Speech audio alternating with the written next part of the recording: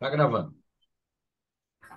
Olha, tenho a honra de apresentar a você, meu caro participante do canal José Neumann e Pinto do YouTube, o doutor Antônio Roque Cittadini, 72 anos, da Faculdade de Direito do Lago São Francisco, natural de Rio Claro, caipirão, caipirão, Terra do Ulisses, terra de Ulisses Guimarães. O Roque exatamente. começou como advogado de Ulisses, de Quércia, da cúpula do MDB da época, É, entrou no, exatamente. entrou no Tribunal de Contas da União muito jovem, em 1988, hoje é o decano e relator dos relatórios mais importantes que estão ali. São 7 relatórios, é isso, Roque? Pois essa é a conta do ano de 2022, que está sendo examinada, e eu creio que devo fazer um pequeno relato. Essas contas, que vão ser apreciadas em junho, vai ser levada para o plenário em junho, elas compõem de várias partes, dentre os quais temos 7 auditorias operacionais, fiscalização operacional. O que é isso? Não é exatamente uma auditoria, Neumann, que fica avaliando se a contratação foi de acordo com a lei ou não. Ela analisa a política global daquela área da administração. E essas auditorias foram divulgadas, estão sendo divulgadas essa semana. Uma diz respeito à avaliação do ensino integral no Estado, que foi adotado no último ano, outro, o prontuário eletrônico na área de saúde, a questão penitenciária, que nós vamos falar mais aí, e a questão das catástrofes, que é um sistema do Estado de prevenção de catástrofe, que ganhou muita importância com o ocorrido agora em janeiro, né? Olha aqui, eu recebi do Dr. Roque eu imprimi, que é o seu relatório, e o relatório é completo, e ao ler o relatório, fiz uma cópia, a minha mulher Maria Isabel Pimentel de Cacho Pinto, que está aqui na estilogravura do meu conterrâneo Silvio Fernandes, comigo aí, ela puxa logo para o grande patrono dela, que é o Michel Foucault, e sobre o seu clássico a respeito de prisões, Vigiar e Punir. Também sobre a microfísica do poder, que é outro assunto que nós trataremos aqui. A primeira coisa que me chamou a atenção, doutor Roy, foi a absurda, o absurdo papel diminuto da reeducação. O Foucault era muito crítico do sistema moderno de encarceramento e falava que ele já, antes de funcionar, já estava dando errado. E o principal erro dele é esse. O doutor Roque descobriu, na análise dos presídios paulistas, que é de 2% o uso do tempo nos presídios para a reeducação. 98% é para a manutenção da custódia. O senhor destacaria também esse dado lhe chamou a atenção quando o senhor leu essa conclusão, doutor? Ô, Neumann, há vários dados que mostram um quadro triste para nós. Primeiro, é preciso destacar que o sistema penitenciário de São Paulo é o maior do país, é mais de 30%, 36% dos presos estão aqui em São Paulo, que é um número alto, né? Porque o Estado, nos últimos 30 anos, construiu muito presídio, de forma que tem um quadro grande de presos, né? Mas o quadro todo é triste.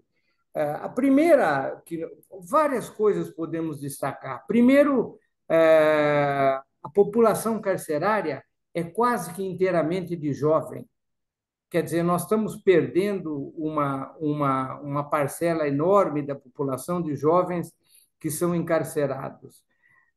A segundo destaque que nós podemos dizer é que é basicamente de jovem que não tem nem o curso primário, Neumann. Veja, a presença de pessoas com curso superior é baixíssimo, menos de 3 em algumas situações. E o grosso da população carcerária é gente sem nenhuma instrução, ou melhor, sem nenhuma instrução, não, mas que tenha o terceiro Instrução ano. básica.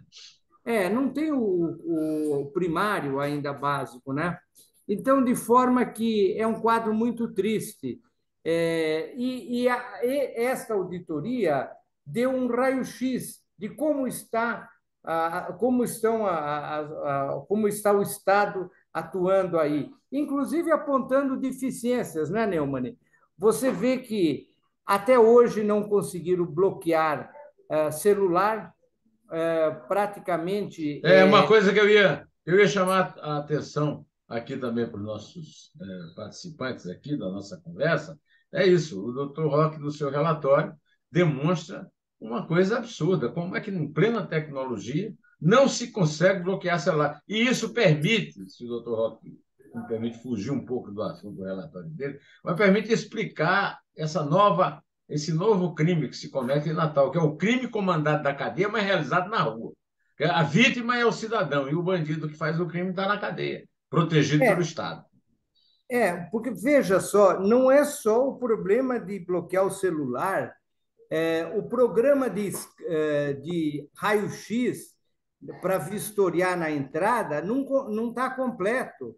Quer dizer, esse programa evitaria muito entrar celular ou entrar algum tipo de forma que os presos pudessem se comunicar com o exterior. É, é uma área onde o relatório aponta que precisa ser avançado. Quer dizer, nós não podemos ficar com os presídios de tal maneira vulneráveis, né, que possa entrar. Não, em boa parte não funciona aquele scanner corporal que deveria ter em todos os presídios, né? Para detectar metais, detectar arma ou até celular ou outra coisa, né? Está apontado em todas as falhas que apareceram. Mas tem falhas até mais simples, Neumann. Há presídios que têm mais preso que colchão. Quer dizer, isso é um convite à E há rebelião. presídios, e há presídio tem mais colchão do que preso. Não, A distribuição tem um injusta dos presídio colchões. aqui. Tem um presídio aqui que eu agora não sei o nome, não lembro o nome, que tem o dobro de colchão dos presos, né? Então, mas tem outros que está faltando, o que implica dizer que isso é tudo um convite para a rebelião, né? E, na verdade, como você falou no início do programa, o sistema não está servindo para reeducar, ressocializar. As pessoas estão lá presas da forma como estão, com as dificuldades que o Estado acha que tem, e os presos não se preparam para se recuperar e voltar a ter uma nova vida. Você também deve ter visto os tipos de crimes que. Antes de chegar nisso, eu queria só lembrá-lo o seguinte, que o preso, na verdade, ele faz um curso de crime. Às vezes é um criminoso menor, tem contato com um criminoso mais violento e aprende com ele, aperfeiçoa a prática do crime. É uma educação ao contrário, concordando com o nosso querido Michel Foucault. Aquilo que eu não lembrava na hora, Neumann, o ensino incompleto, 43%, quer dizer, quase metade da população carcerária não tem o primário completo, não é? E apenas menos de 3% tem o ensino superior, né? E veja, isso é uma autodeclaração, provavelmente até exageraram nas qualificações. Outra coisa que tem, como nós falamos, é o tipo de crime que está levando à prisão, né?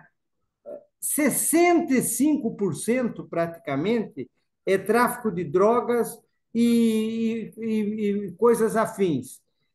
Doutor E, Roque, doutor sim, Roque, o senhor é um especialista nisso, então eu vou explorá-lo um pouco.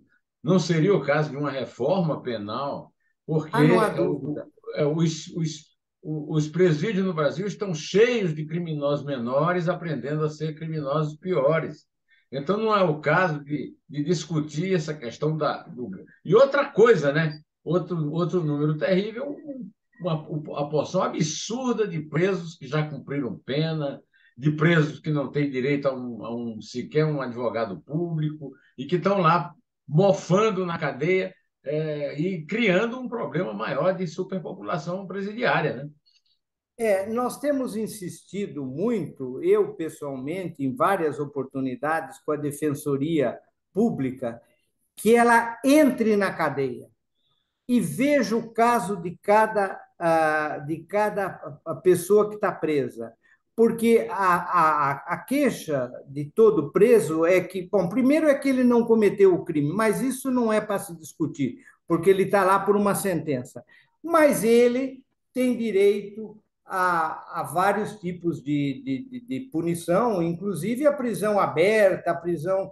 E tudo isso sem advogado, Neumann, isso aí fica tudo muito difícil se fazer, né?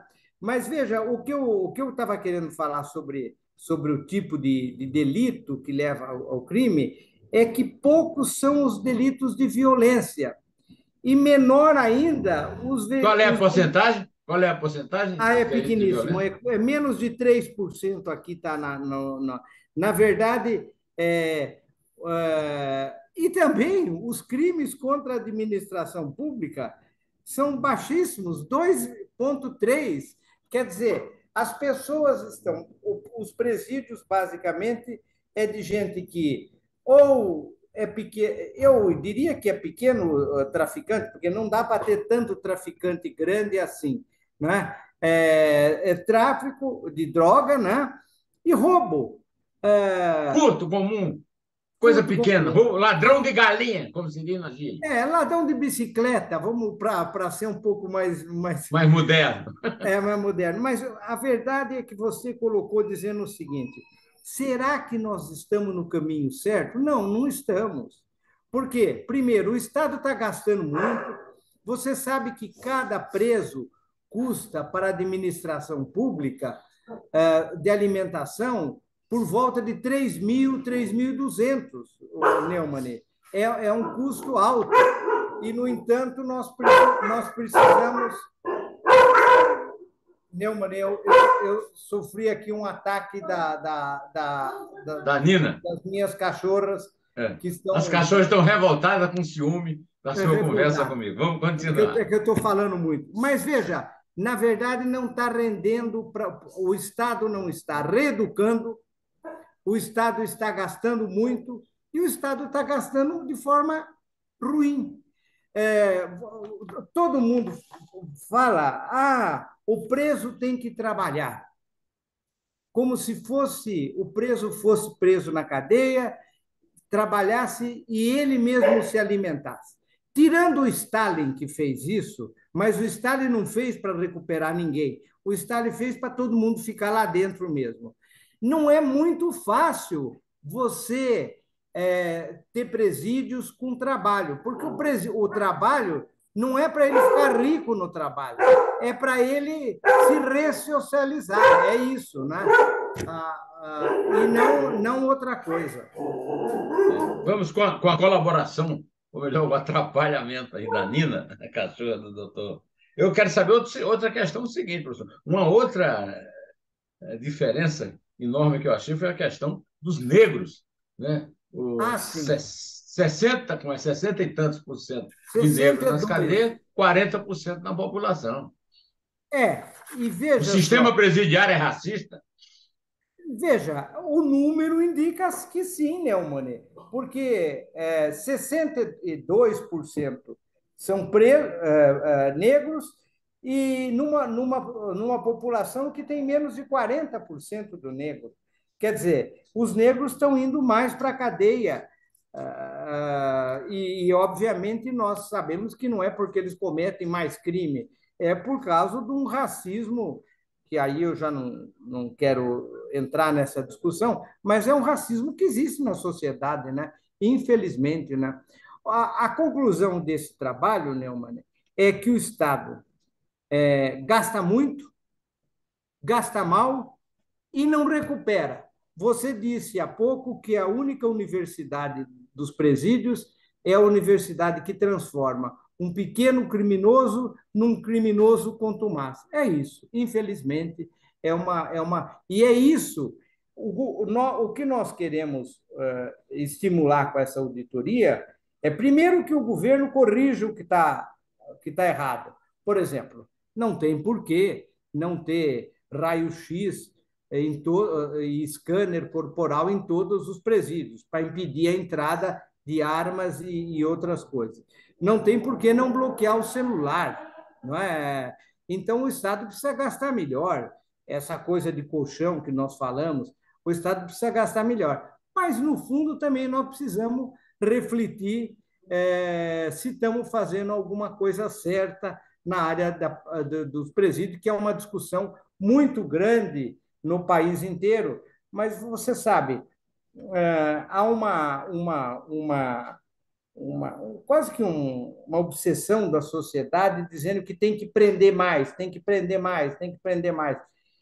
Eu sempre lembro, Neumann, essa coisa de prender todo mundo foi muito desenvolvida na Califórnia. A Califórnia que começou isso há 30, 40 anos atrás. Até que chegou uma hora que estava preso nos presídios da Califórnia 4% da população. Aí veio um governador e disse: gente, nós não vamos aguentar. Daqui a pouco o custo disso aí vai ficar impraticável. E a partir daí começou a ideia de penas alternativas, de forma a encontrar soluções melhores. Porque, veja bem, a questão do tráfico, por exemplo. A questão do tráfico é aquilo que o senhor passou aí, não passando, né? Quer dizer, o grande traficante dificilmente é preso, né? Muitos são presos, mas nem todos. Agora, o pequeno E também não traficante são tantos, né, Neumann? é, Não, é, não tem tantos assim, não tem né? tanto grande traficante assim. Os pequenos traficantes é que terminam se transformando em grandes bandidos no contato na cadeia.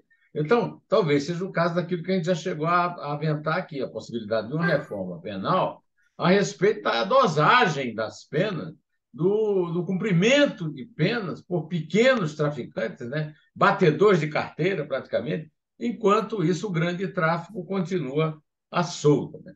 Agora, eu queria também conversar com o senhor sobre uma frase de um colega seu da Escola de Direito, da Faculdade de Direito do Largo de São Francisco, o professor Eduardo Martins Cardoso, que, quando era ministro de Dilma Rousseff, em resposta ao relatório da ONU sobre o inferno das prisões brasileiras, disse que fez uma frase bastante dramática: eu preferia morrer a ser preso numa prisão no Brasil.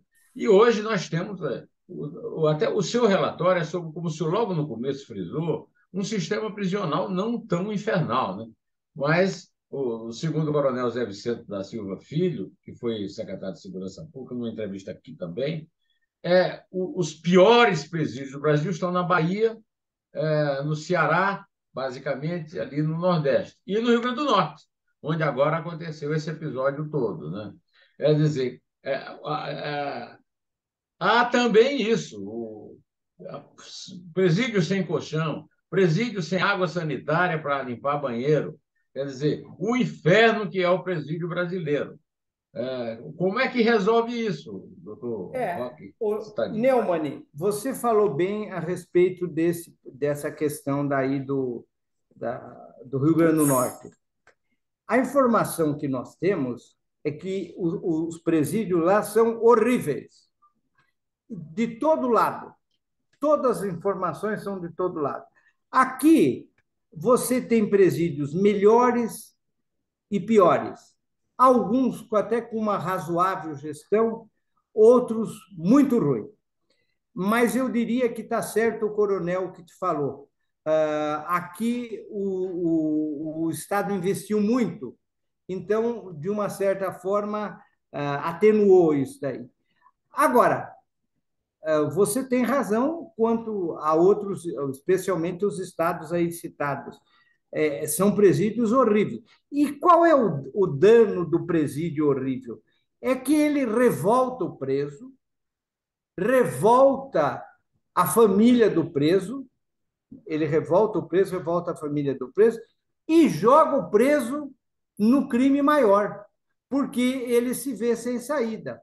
Quer dizer, ele acaba se preparando para um crime maior.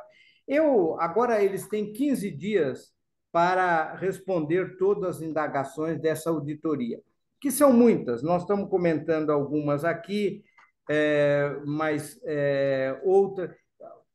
Quero dizer que essa a fiscalização foi feita num período difícil, porque ainda vivia-se a pandemia, né?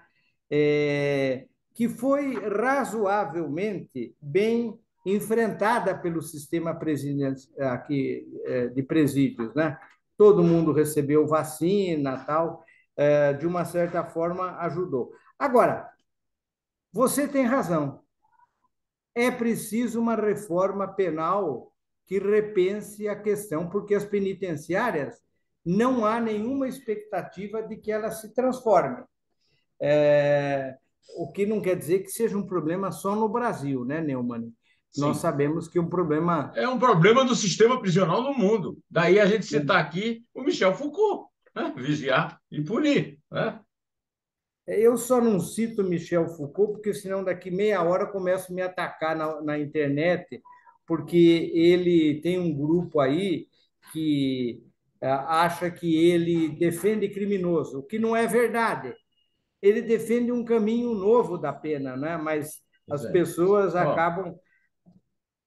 já que o senhor citou positivamente o coronel Zé Vicente, eu vou voltar a uma afirmação dele. Depois da entrevista, o coronel me escreveu dizendo o seguinte: existe um enorme descompasso entre a inteligência da Polícia Civil e a inteligência do presídio, dentro do presídio. Aí eu perguntei para ele, mas existe inteligência? Não, não existe. Quer dizer, e ele acha uma contradição, porque ele disse que o preso é doido para falar. O preso tem uma enorme vontade de falar. Ou seja, a coisa mais simples que tem, é claro que isso a gente está simplificando também, é você montar. E não existe sistema de informação dentro do presídio no momento em que nós estamos enfrentando, mais uma vez, mais um lugar. Foi Manaus, foi Roraima, foi Fortaleza, foi lá no Rio Grande do Norte antes, agora. Quer dizer, o senhor não acha que era o caso de a inteligência da polícia também ter uma inteligência funcionando dentro dos presídios?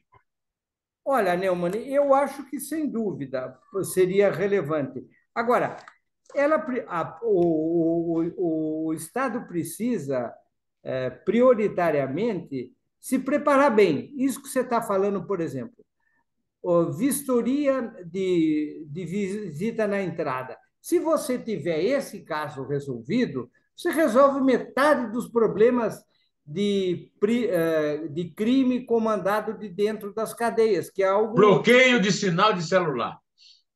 As duas coisas, bloqueio de sinal É. de celular e raio-x na entrada. As duas coisas não estão atendidas. Quer dizer, está clara, apenas parcialmente atendida. Isso, resolvido isso, nós já teríamos um bom encaminhamento para os problemas. Se bem que fica valendo a sua questão logo do início. O nosso sistema penitenciário precisa ser revisto. Não reeduca, educa para o Não, crime. Agora, eu queria também tratar com o senhor, antes de terminar a nossa meia hora de praxe aqui, sobre outros assuntos. Por exemplo, um assunto dramático aqui na nossa cidade, que é a questão da Cracolândia, né? O senhor também andou mexendo nesse pois é, assunto aí, né, não, tem professor? uma das auditorias operacionais é da Cracolândia, mas também cheia de falhas, também cheia de falhas, de forma que a Cracolândia já virou um tabu. Os programas anunciados pelo governo, imediatamente você vai verificar, eles não são implementados. Ou se são implementados, são em parte. Até porque aí há muitas divergências de toda espécie, divergência sobre política específica de tratamento de drogado, política ideológica, mas está se tornando uma coisa gravosa para a sociedade. É só você ver hoje que a Cracolândia aqui em São Paulo ela está se movendo. Ela fica um período num lugar, fica num período no outro, mas ela danifica totalmente o lugar onde E, ela fica. doutor Roque, e se move de acordo com a instrução e a ordem da organização criminosa. Não, não há dúvida. Agora, Neumann, é, é, a verdade é o seguinte: esses relatórios apontam que ao Estado de São Paulo não falta uma coisa básica: é o dinheiro. O Estado tem dinheiro. Ele precisa aplicar cada vez melhor o dinheiro que ele tem. As políticas você pode questionar, pode, mas o principal de uma política pública é ter recurso, e tem. E, se bem desenvolvida, ajudará o Estado a superar esses problemas. Na verdade, essa nossa entrevista nasceu de outro assunto, do qual o doutor Roque Citadino foi também relator, decano do Tribunal de Contas do Estado de São Paulo, que é o assunto recorrente dos verões, dos desastres naturais que provocam tragédias, como a recente tragédia do litoral norte de São Paulo. Alguém lá na Globo News viu, lá no Diário Oficial, o relatório do doutor Roque sobre esse problema específico e o chamou para participar de uma entrevista, de uma reportagem a respeito do assunto. E eu gostaria de explorar o doutor Roque, já que nós já estamos chegando perto do fim dos nossos 30 minutos de entrevista, a respeito disso. Vamos aproveitar o fim, se ele concordar, da entrevista para conversar um pouco sobre a outra grande tragédia nacional, que são as repetidas tragédias de verão com chuvas, e que se trata a chuva como se fosse uma coisa surpreendente, e não dá mais para construir a Arca de Noé para salvar ninguém. Né? Qual é a principal conclusão do seu relatório O sobre o Neumann, desastre natural? o relatório sobre a prevenção de catástrofes, o governo tem uma política de prevenção de catástrofe. Isso foi feito em dezembro e quase tudo não estava funcionando. Desde as estações que deviam avisar que vem perigo à vista, até avisar áreas que facilmente seriam atingidas por uma catástrofe. Catástrofe, como nós sabemos, Neumann, é uma coisa comum. Quer dizer, eu até disse uma vez, a frase não é minha, dizem que é do padre Manuel da Nóbrega, que aqui em São Paulo, do Natal à Quaresma, chove muito. Então, é uma coisa que nós já sabemos que vai ocorrer isso. O governo tem uma política de prevenção de catástrofe em todos os itens. Se você for, essa é maior ainda os problemas, porque as estações, a maior parte estavam com problema, não estavam funcionando. Quer dizer, as estações que deveriam medir a chuva, as que deveriam prevenir as catástrofes, estavam desligadas ou quebrada, tal. E eu volto a dizer mais uma vez, não faltando dinheiro. O Estado gastou menos do que tinha no orçamento. Se ele dissesse, eu não tenho dinheiro para fazer isso, tudo bem. Mas ele tinha um orçamento de 1.000, gastou 500. Por quê? Por falta de visão, de competência que deveria ter colocado. E de espírito público. Exato. As áreas de risco são mais do que conhecidas. É preciso que o poder público tenha uma postura com relação a essa população que está morando em cima de um risco, o Neumann. Um risco que, como nós sabemos, em dezembro, janeiro e fevereiro sempre acontece. É isso Quer aí, dizer, não olha. é nenhuma surpresa. Não há surpresa nenhuma a não ser o fato de que não gastaram o dinheiro todo. Essa é a menor surpresa, né, É, doutor? é, é, é. Porque isso aí é a surpresa que se repete todo o verão, né? Quando vem É. as águas de março Espero, para fechar. espero que o governo, alertado por isso, essas 6 políticas públicas que tem, ele reveja os pontos que foram apontados pelo relatório do tribunal. Espero, ele tem 15 dias para. 15 dias. Espero Eu espero, que... eu espero que o doutor Tarcísio de Freitas mande lá a turma trabalhar e que mude o quadro. A questão toda é o seguinte: é, a nossa perspectiva é que, infelizmente, o ano que vem o doutor Roque vai fazer um novo relatório ainda mais grave sobre isso, porque ninguém Espero toma não fazer providência isso. nenhuma. Mas isso, Na verdade, o relatório aponta quando tem medidas positivas também, né? é, Em tal lugar corrigiram isso. O relatório é um relatório, não, ele não é político, ele é administrativo. Então, ele aponta uma série de lugares onde houve boa evolução. Mas nós queremos apontar em todos os lugares, Neumann, não só em um ou sim. outro. Bom, nós aqui temos esse problema resolvido.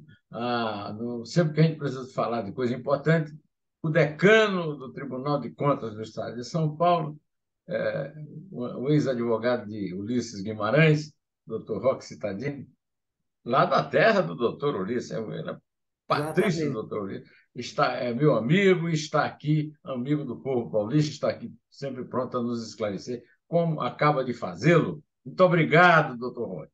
Obrigado, Neumann. Eu Espero que tenha ajudado. quero lembrar que o doutor Roque é um dos signatários daquele famoso Manifesto pela Democracia na Faculdade de Que Direito do Largo de São Francisco. comprovadamente estava certo aquele manifesto, né, Neumann? O que ocorreu em Certíssimo. janeiro. Exatamente. O 8 de janeiro é a prova de que o manifesto era profético. Muito obrigado, Exatamente. doutor Roque Cittadini. Grande abraço, Prazer tê-lo aqui Neumann. de novo. Abraço. Abração.